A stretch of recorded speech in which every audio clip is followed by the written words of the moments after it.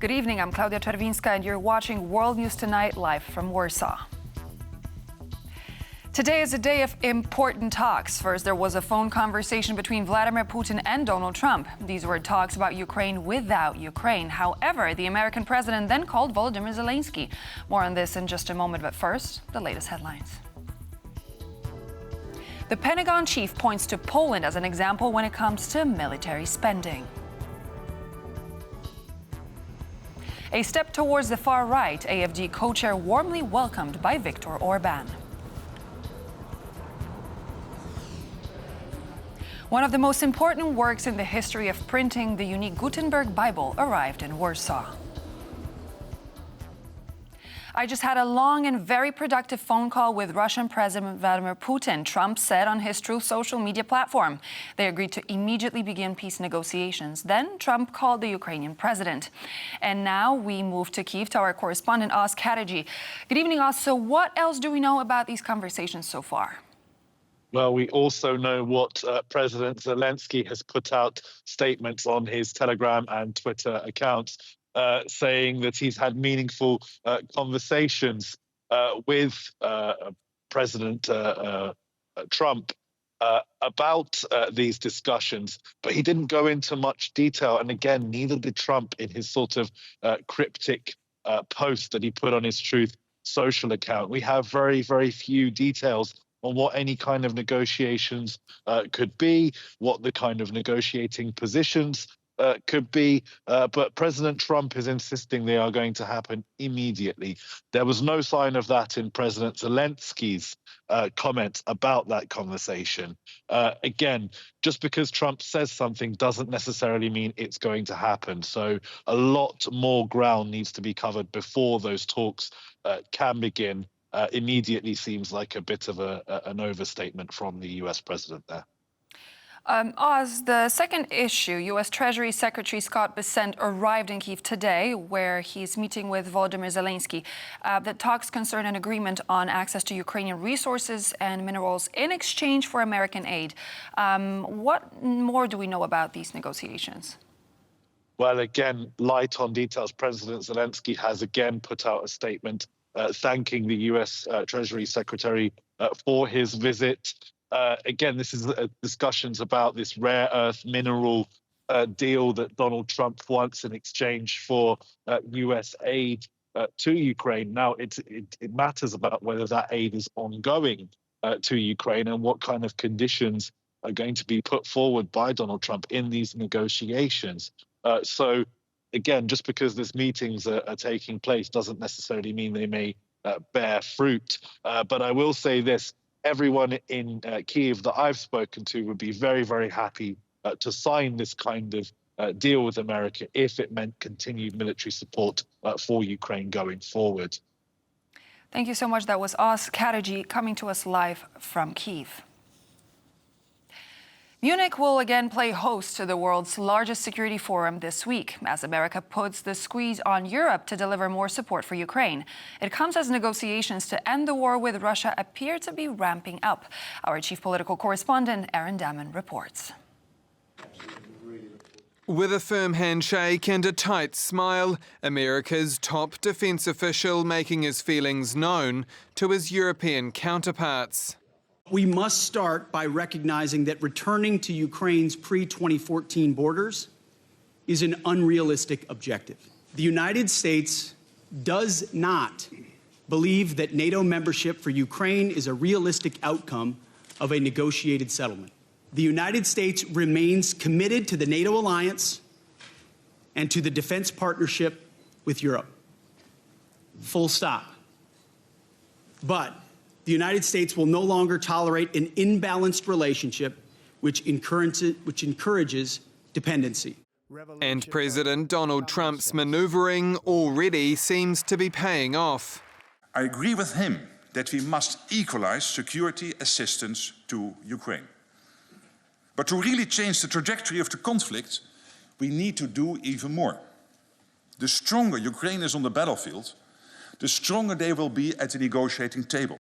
It comes as all eyes turn to this weekend's Munich Security Conference and what some are calling Ukraine's most consequential summit since Russia's full-scale invasion almost 3 years ago.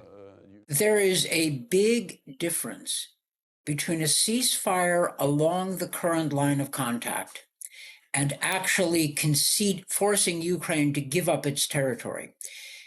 It is quite possible to acknowledge a line like the line between East and West Germany during the Cold War. The lead up to the conference has been a whirlwind of rumour and rhetoric, with big names from the freshly minted administration of President Trump arriving in Europe. Defence Secretary Pete Hegseth touched down in Brussels to meet with NATO allies for the first time before travelling to Warsaw on Friday. Trump's Treasury Secretary Scott Bessent was also on the move on Wednesday, sitting down with Ukrainian President Volodymyr Zelenskyy, and Ukraine envoy Keith Kellogg is expected in Munich alongside US Vice President J.D. Vance to unveil the big-ticket item, a suspected plan for peace. At the Munich conference, I will have some meetings there, including with the Vice President and President Trump's team. We will also have separate meetings, talks, work. Let's put it that way. The details remain light, with reports suggesting Washington will push for European allies to buy more American weapons for Ukraine, keeping military aid flowing, but saving cash. I'm a very famous guy. Speaking after the release of a US schoolteacher who spent more than 3 years in a Russian prison, President Trump struck an optimistic note. So is this the beginning of a deal, sir? Is this the start of I think there's goodwill in terms of the war. You know, 1.5 million soldiers, young people have been killed. I've met many of them. Yeah, and it's a terrible thing going on, so we want to get that done. I think this could be the very important element. You could be a big part of it, actually, because it could be a big, important part of getting the war over with Ukraine. As we go to air tonight, reports are emerging that Trump's special envoy for the Middle East, Steve Witkoff, is also getting involved, allegedly meeting with Russian President Vladimir Putin for more than 3 hours during a trip to Moscow. So, is the region moving closer to peace? I would not overestimate Russian strength. We know that Russia is perfectly capable of losing wars of aggression. The Crimean War, the Russo-Japanese War, World War I, and the Afghanistan War. If we back Ukraine, Putin may realize he has to cut a deal. A series of power plays in politics awaits, with lives and sovereignty at stake.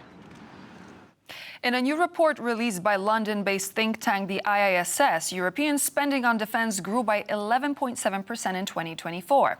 In his first overseas visit, America's new Secretary of Defense praised Poland for its role as NATO's top defense spender and for stepping up for Europe's own security. Sasha Farbach reports. Donald Trump has set the bar high for what he expects from NATO allies. And his newly minted defense secretary doubled down on the words of President Trump in his visit to Brussels, yet praised Poland for its efforts as a top NATO ally.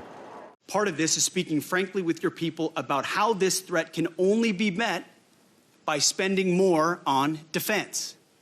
2% is not enough. President Trump has called for 5%, and I agree.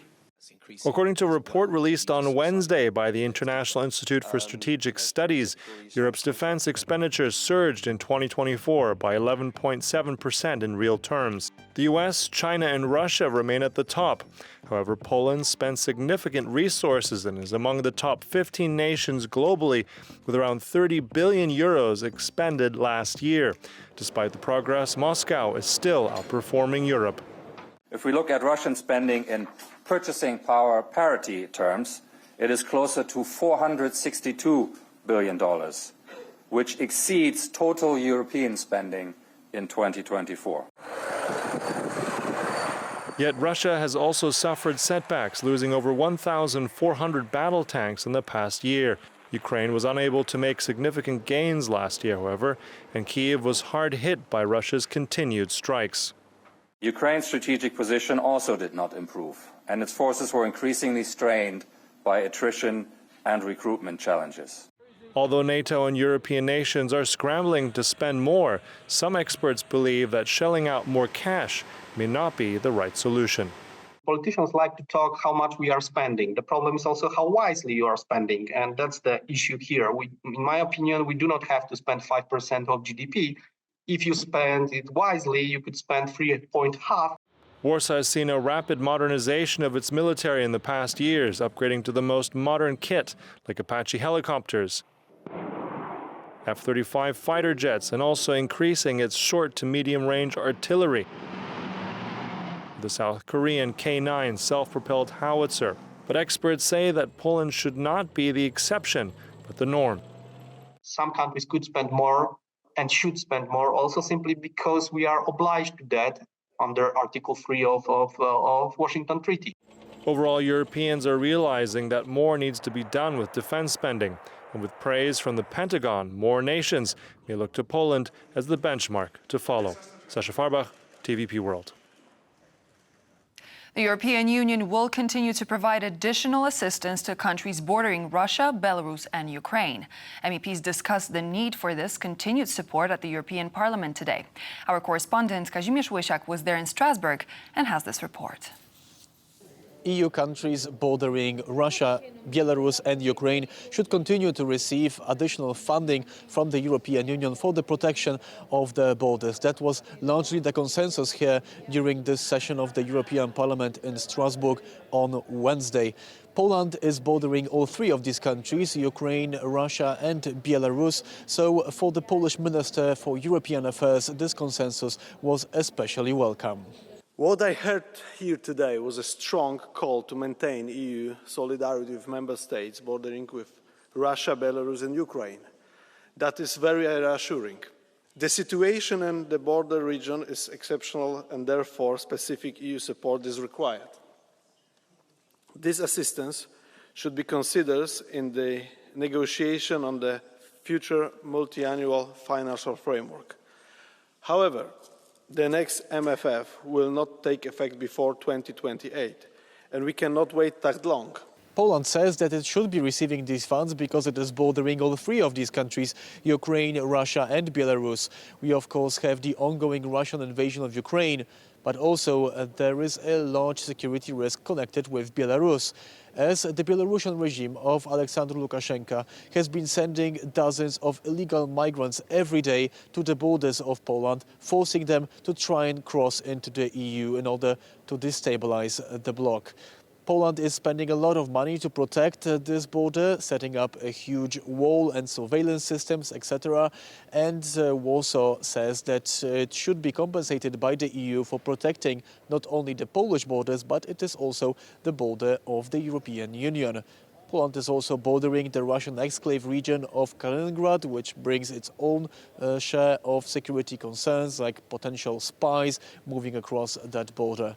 But there are also other countries which meet these criteria. One of those is Lithuania, which borders both Russia and Belarus. So we are simply affected by the situation. We have to be, of course, in full understanding what is going on, but some extra attitude, attention, and support, I believe, is needed and would be appreciated by those regions' people, because they are looking for some response from not just from capitals but from the EU as well.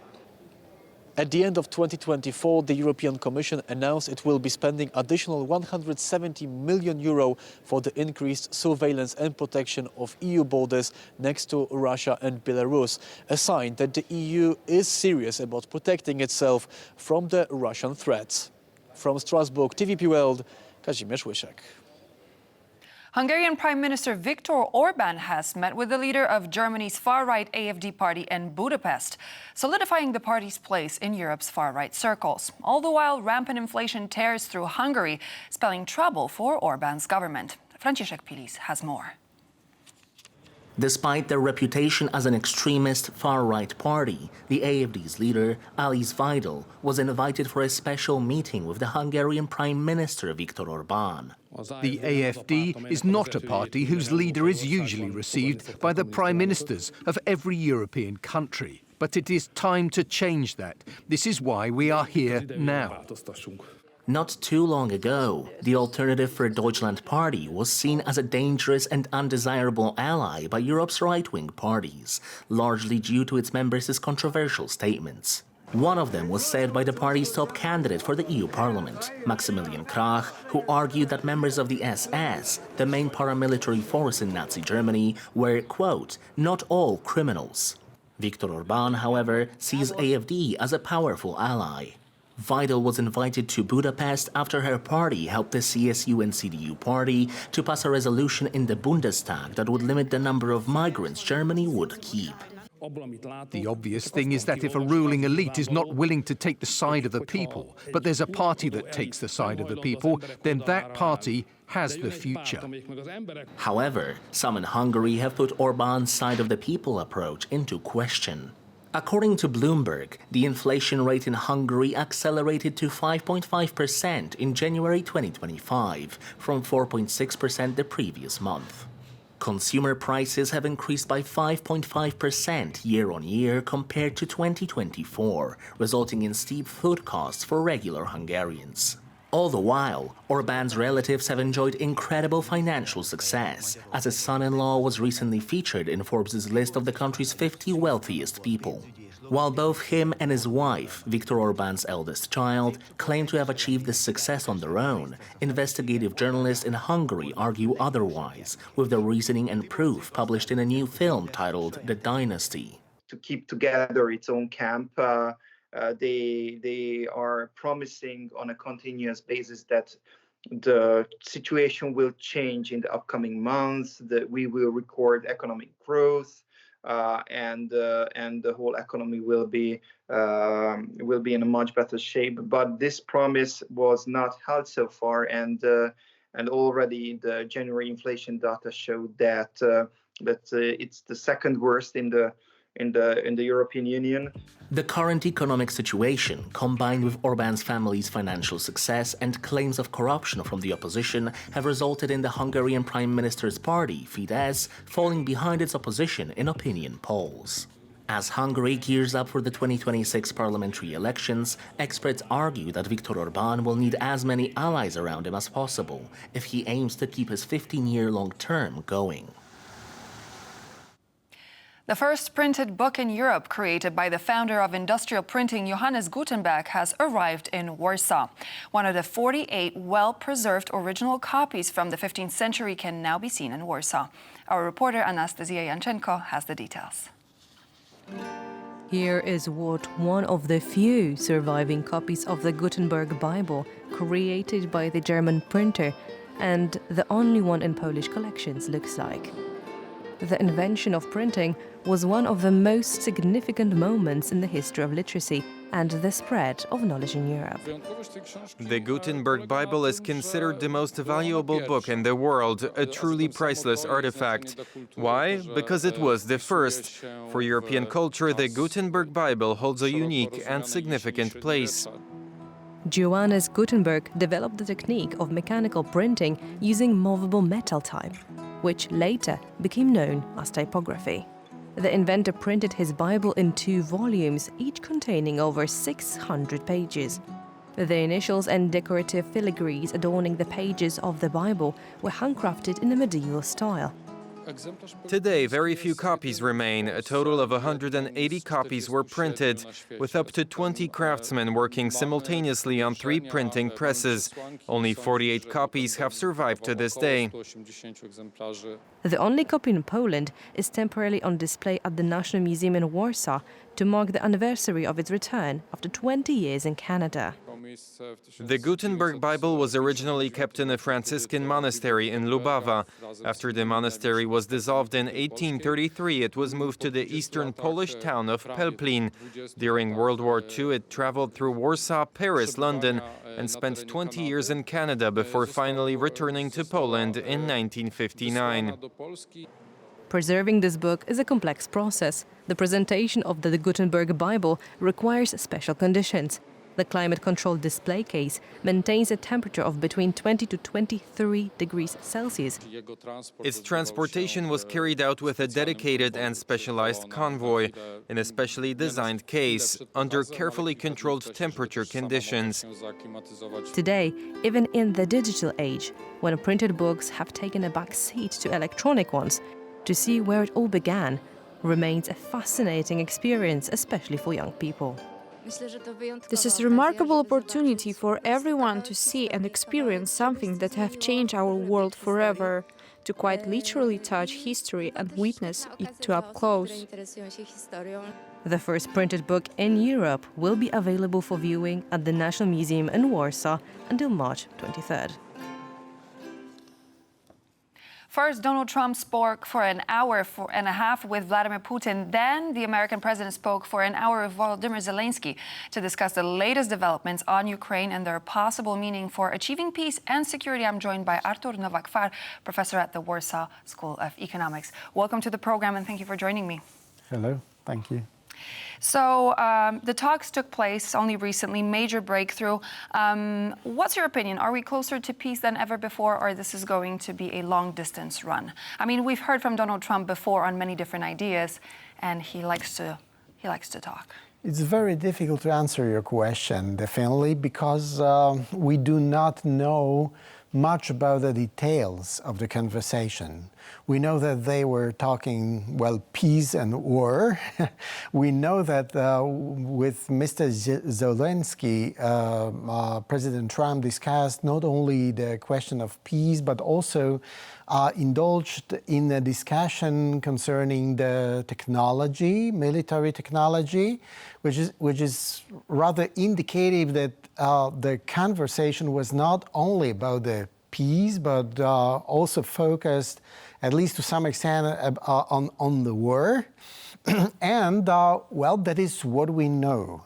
To answer what are the expectations? Well, that's what we know. The expectations, of course, are that they seem to trigger the conversation, or maybe not the negotiations, but pre-negotiations for peace, because, well, Ukraine wants peace, and of course, President Trump, well, wants peace because he wants to make the peace to be one of his major achievements.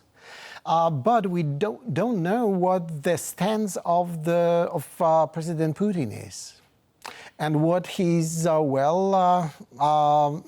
maybe not mandate, but the opening negotiation position is. So what do you think? How did that happen, that Mr. Donald Trump actually managed to get Vladimir Putin to talk with him and possibly push him towards the negotiating table? Well, your question implies that, Mr. Trump pushed Mr. Putin to the negotiations table. Maybe convinced perhaps would be a better word. Yes, something like that would be a better word, because I don't think that was about the pressure. That was rather about, some different but existing interests from the American side and from the Russian side to get together and maybe discuss something, whatever it is. And we have to note also that the Russian side somehow opened that negotiations in a Soviet-style way. They sweetened the beginning of the negotiations by freeing up some prisoners, American prisoners, which they had kept in the prisons and various camps. And that is the strategy normally observed also in the Soviet times, where they wanted to discuss something major with the foreign or Western counterparty. They sweetened. So a similar handbook. Yeah, the similar handbook, which could be considered to be a good sign and the sign of the genuine willingness to get to the table and to maybe discuss peace. So, Mr. Trump was invited by Vladimir Putin to come to Moscow. Can you actually envisage both of these presidents meeting in Moscow to talk? Well, I can envisage, because the invitation is the invitation.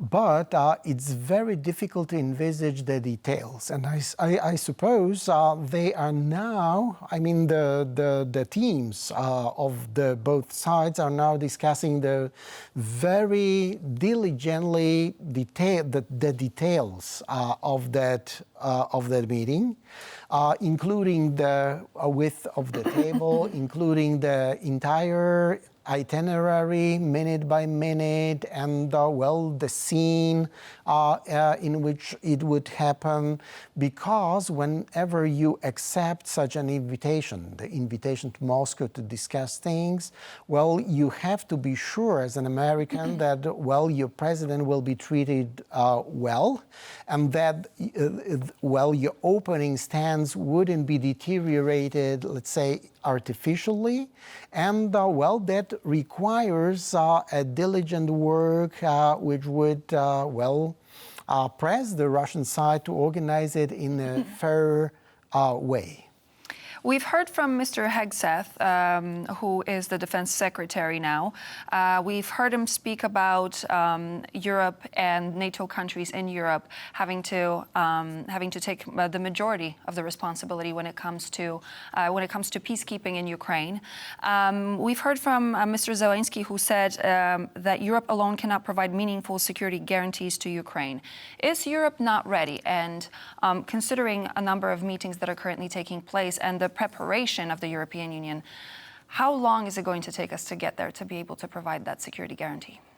Well, I think that is a major hurdle, major obstacle, because I don't think Europe at present is able to provide a meaningful guarantees, because the guarantees of sovereignty of Ukraine, of being free of any future aggression requires strength, military strength. And at this moment, as we speak, Europe does not have it enough. And that means that, we should consider that, stage setting from the American side as a part of the pressure on the European partners to be ready militarily as soon as possible to take up those responsibilities. We know that Mr. Scott Bessent, who is U.S. Treasury Secretary, made his way to Kyiv. He touched down in Kyiv today, and he's going to have a meeting about the natural resources. We also heard from Mr. Hegseth about those dynamics when it comes to peacekeeping. Do you think that Ukraine is in a position right now when it comes to rare minerals to negotiate the security guarantees with the U.S. in any capacity? Or is it off the table completely? No, it's not off the table completely. They have the resources. They can offer it. The Americans seem to be very eager to conclude a kind of an agreement with the Ukrainians. And definitely the trade over here is quite likely, quite possible, and may I say that even more feasible than, the European partners taking that role immediately. So what I think might happen very likely is that the Americans will guarantee the peace first, and there would be some kind of an agreement of a turnover of or taking over this role by the European partners when they are ready. Definitely, this is going to be a topic of conversation, heated conversation. We're planning to find out what the conversations are about, but this definitely needs time. But there is a lot happening, a lot on the table when it comes to Ukraine. Thank you so much for joining me in the studio. Artur Nowak-Far, professor at the Warsaw School of Economics. Pleasure to have you here. Thank you. Thank you. And so this would be all for now here on World News Tonight, but please do stay tuned. We're back in just a moment on TVP World with more news and features.